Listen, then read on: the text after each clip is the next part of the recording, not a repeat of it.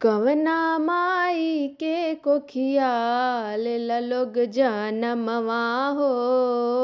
कवना माई के कोखिया लेला लोग जनमवा हो।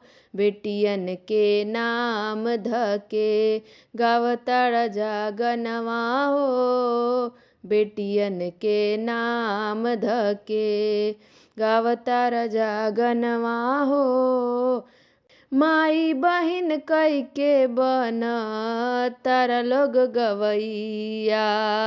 माई बहिन कई के बन तारा लोग गवैया। नीचता के हद कैले गीत लिखवैया। नीचता के हद कैले गीत लिखवैया। एक दूसरे के बहिन के कर लोग बखनवा हो।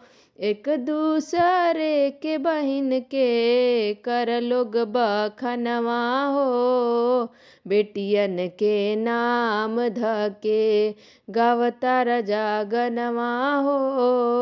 बेटियन के नाम धके जवना कोखिया से तोहर भइल जनमवा।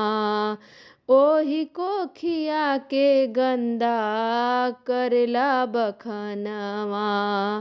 जवना कोखिया से तोहर भइल जनमवा। ओही कोखिया के गंदा करेला बखनवा।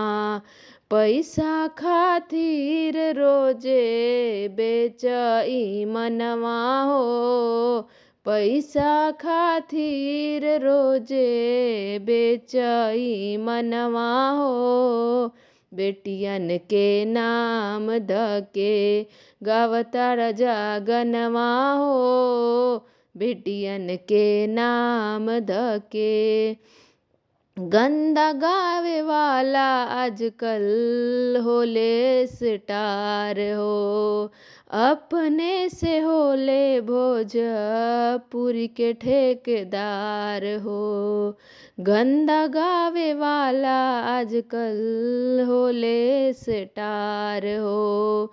अपने से होले भोजपुरी के ठेकेदार हो। पैसा खातिर रोजे बेचई मनवा हो।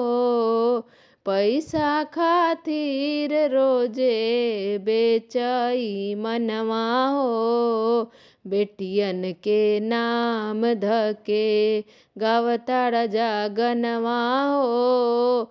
बेटियन के नाम धके गावतार जागनवा हो।